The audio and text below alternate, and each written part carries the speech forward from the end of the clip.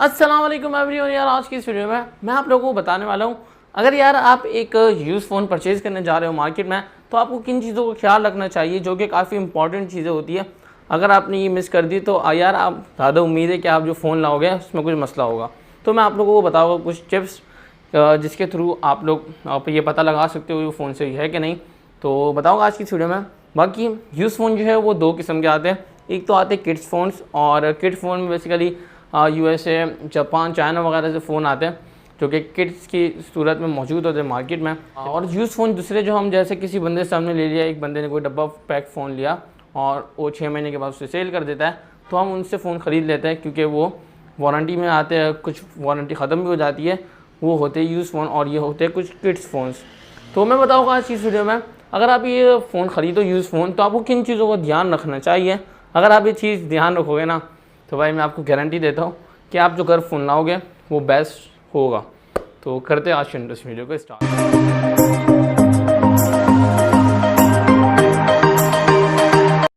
तो यार दोस्तों, क्योंकि ये 2020 चल रहा है तो उसके अंदर कुछ चीज़ें और अलग ऐड करनी पड़ी, क्योंकि जो मार्केट में स्कैम्स हो रहे हैं ना वो काफ़ी ज़्यादा है। और सबसे पहली जो चीज़ आपको ध्यान में रखनी है वो चीज़ भाई है पीटीए अप्रूव है कि नहीं फ़ोन। तो यार काफ़ी ज़्यादा लोग स्कैम कर रहे हैं मार्केट में कि फ़ोन के जो है IMEI चेंज कर देते हैं और लोगों को पिना देते हैं, फ़ोन पकड़ा देते हैं, बोलते भाई पीटीए अप्रूव है। तो सबसे इसका आसान हल ये है कि आपको अपने फ़ोन में डायल करना है *06#। वो आप डायल करोगे तो उसके अंदर IMEI नंबर्स आपको वो प्रोवाइड कर देगा। अगर 2 सिम है तो 2 IMEI नंबर आएंगे। अगर एक सिम आपको फ़ोन में डलती है तो एक IMEI आ जाएगा। उधर से आपको उसको कॉपी पेस्ट करके या तो पीटीए को मैसेज कर देना इस नंबर पर। और अगर आप ये नहीं कर सकते तो सबसे आसान हल ये है, और दुकानदार जो है शॉपकीपर्स, उन्होंने इनके पास एक ऐप होती है जो कि पीटीए की ऑफिशियल ऐप्स है, ऐप है, बल्कि ऐप्स नहीं है, ऐप है। तो उसका लिंक मैं आपको डिस्क्रिप्शन में दे दूँगा। तो उसका नाम भी इधर आपको शो हो रहा होगा। तो ये ऐप आपको डाउनलोड कर लेनी है। उसके अंदर वो जो आपने इधर से IMEI कॉपी किया हुआ था वो पेस्ट कर देना है, इधर वो लिख लेना है।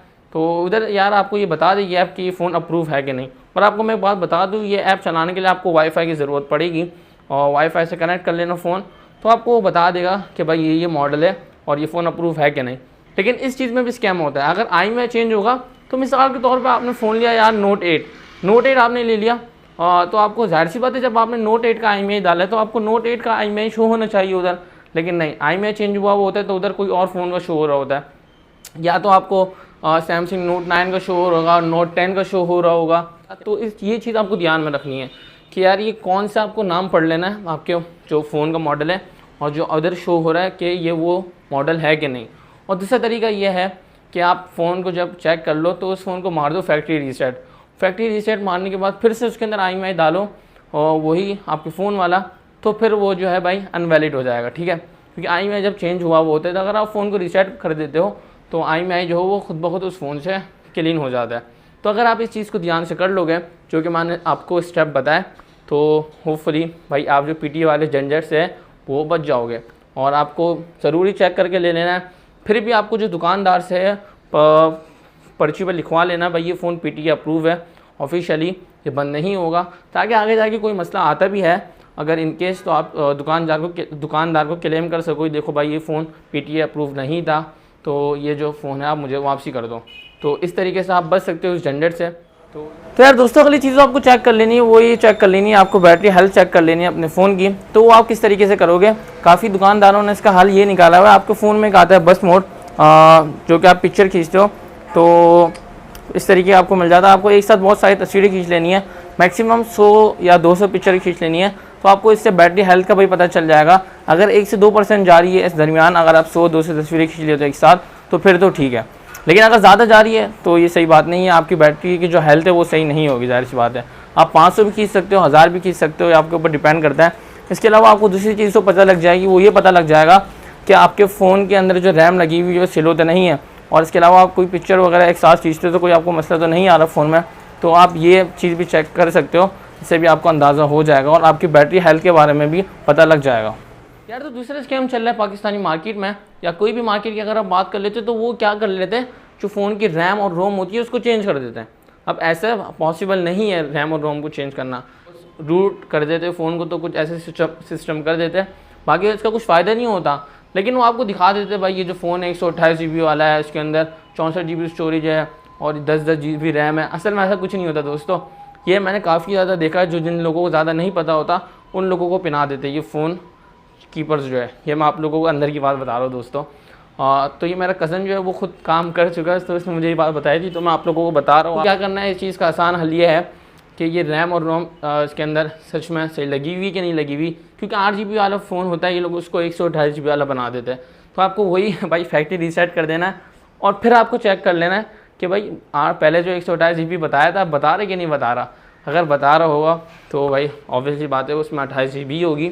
आपको फैक्ट्री रीसेट मार के देख लेना है, तो इस झंझट से भी आप बच सकते हो। तो ये चीज़ आपको ध्यान में रखनी है कि रैम और रोम को लेते हुए भी फ़ोन दुकानदार जो है वो काफ़ी चूना लगा देते हैं। इसके अलावा यूज़ फ़ोन अगर आप परचेज़ करते हो या कोई भी किट फ़ोन परचेज़ करते हो, तो आपको एक चीज़ ध्यान में रखनी है कि उस फ़ोन के अंदर जितने भी भाई सिम स्लॉट उसके अंदर आती है, या 2 सिम स्लॉट वाला आता है, ट्रिपल सिम कार्ड स्लॉट मिलती है उसके अंदर। तो आपको अगर मिसाल तौर पर उसके अंदर आपको हाइब्रिड सिम कार्ड स्लॉट मिलती है, तो आपको दोनों सिम कार्ड लगा के देख लेनी है और नेटवर्क भी सारे चला के देख लेना है। 4G अगर फ़ोन सपोर्ट करता है तो 4G 3G सब नेटवर्क डेटा, मोबाइल डेटा वगैरह सब चीज़ें चला के देख लेनी है कि कोई मसला तो नहीं आ रहा उसके नेटवर्क में।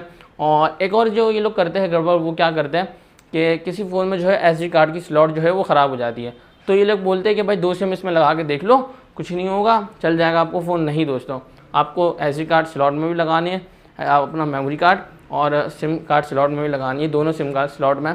तो आपको ये चीज़ भी भाई ध्यान में रखनी है, क्योंकि इस तरीके से भी लोग आपको काफ़ी ज़्यादा चूना लगा सकते हैं।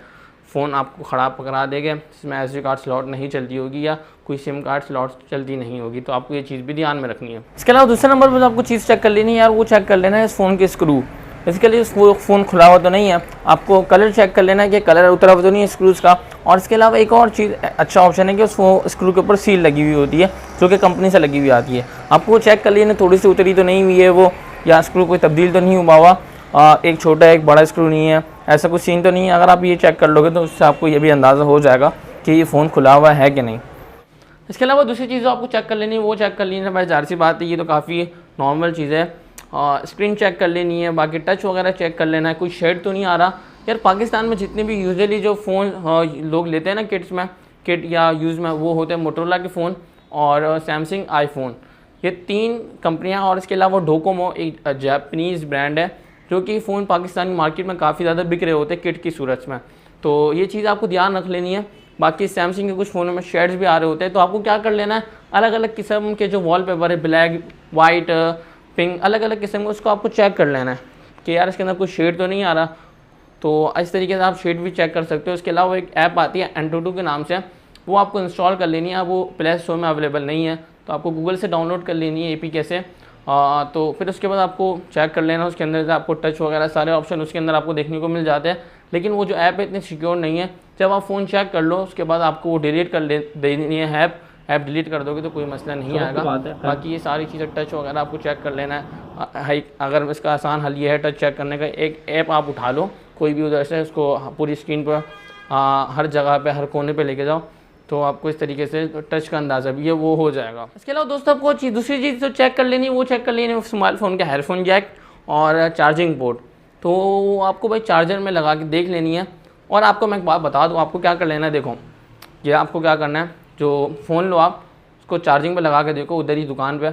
अगर वो 5% बढ़ जाता है, 1-2% पे नहीं, तो उसको 5% देखना है वो बढ़ रहा है कि नहीं बढ़ रहा आगे, क्योंकि असर होता है इसकी पोर्ट ख़राब होती है तो वो चार्जिंग आगे करता ही नहीं है, खाली दिखा रहा होता है, चार्जिंग का साइन शो कर देता है, लेकिन चार्जिंग आगे नहीं बढ़ती। तो आप जब तक 5% आगे नहीं बढ़ जाती और कम टाइम के अंदर, तो आपको देख लेनी नहीं बढ़ती, तो आप फ़ोन चेंज करो, उसको बोला भाई दूसरा फ़ोन निकाल के दे। तो आपको ये चीज़ ध्यान में रखनी है। इसके अलावा जितने भी जो ऑप्शन है आपके फ़ोन में, ब्लूटूथ हो गया, वाईफाई हो गया, लाइट जो आपका टॉर्च लाइट होती है उसको भी 4-5 दफ़ा ऑन ऑफ करके देख लेनी है। अक्सर इसमें भी इशू आ रहा होता है, ये मेरे साथ हो चुका है, जो मैं आपको लोगों को बता रहा हूँ। तो आपको हर चीज़ जितने भी फीचर्स मिलते हैं वो सब ऑन करके देख लेना है, चला के देख लेना है कि उस फ़ोन में चल रहे हैं कि नहीं चल रहे हैं। तो अगर आप ये चीज़ भी देख लोगे तो आपको भाई काफ़ी फ़ायदा हो सकता है। इसके अलावा यार दूसरी चीज़ जो लोग करते हैं वो क्या करते हैं, जो आपका फ़ोन होता है उसकी यार स्क्रीन जो होती है वो रिप्लेस हुई होती है, ज़ाहिर सी बात है टूट गया होता है, तो आपको चिपका रहे होते हैं कि भाई ये फ़ोन बिल्कुल सही है। तो उसका सबसे आसान हल ये है कि जब स्क्रीन टूट जाती है, जब दूसरी स्क्रीन लगती है तो वो उतने साफ़ तरीके से नहीं लगती जितनी कंपनी से लगी हुई आई होती है ओरिजिनल स्क्रीन। तो आपको क्या करना है, फ़ोन को उठाना है और फ़ोन की स्क्रीन को जो है आपको लेफ़्ट राइट ऊपर नीचे हर जगह से देख लेनी है, कहीं से लाइट तो बाहर नहीं निकलते आ रही है स्क्रीन की।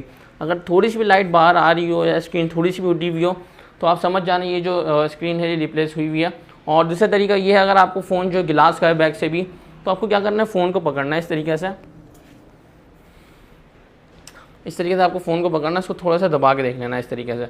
आप दबा के देखोगे, अगर फ़ोन बिल्कुल फिट होगा तो कुछ नहीं होगा, अगर फिट नहीं होगा तो स्क्रीन ऊपर नीचे होगी या बैक वाला गिलास जो है वो भी ऊपर नीचे होगा। बाकी अगर गिलास का फ़ोन है तो आपको देख लेना है साइडों से भी और बैक से भी देख लेना कि ये खुला हुआ तो नहीं है। अगर आप ये चीज़ भी देख लेते हो तो होपफुली जो आपके पास फ़ोन होगा वो बिल्कुल सही होगा। तो यार दोस्तों, अगर ये चीज़ तो आपको ध्यान में रखनी है, वो क्या करना है, जब आप एक फ़ोन परचेज़ करने जाओ तो उस फ़ोन को आपको यार 5 से 10 दफ़ा ऑन ऑफ करके देख लेना। बार बार ऑफ़ कर दो फिर ऑन कर दो, फिर ऑफ़ कर दो फिर ऑन कर दो।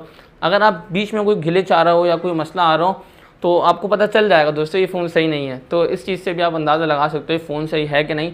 और इस फ़ोन को आपको रीसेट मार के भी देख लेना 2-3 दफ़ा, तो यहाँ से भी आपको अंदाज़ा हो जाएगा कि ये जो फ़ोन है वो सही है कि नहीं। तो यार दोस्तों, बस ये वीडियो हो जाती है यहाँ पर ख़त्म। और मैं आप लोगों को एक बात क्लियर कर दूँ, अगर आप ये सारी चीज़ें करके देख लोगे तो भाई मुझे उम्मीद है जो आप घर पे फ़ोन लाओगे वो बेस्ट फ़ोन होगा, उसमें कोई मसला नहीं होगा दोस्तों। तो अगर कोई चीज़ आपको समझ नहीं आई ना तो आप मुझसे कमेंट सेक्शन में पूछ सकते हो, मैं उसका आपको आंसर दे दूँगा। तो यार बस इतना था इस वीडियो के लिए। मिलते किसी नेक्स्ट वीडियो में इसी अपनेपन के साथ। This is Usman, thanks for watching and अल्लाह हाफिज़।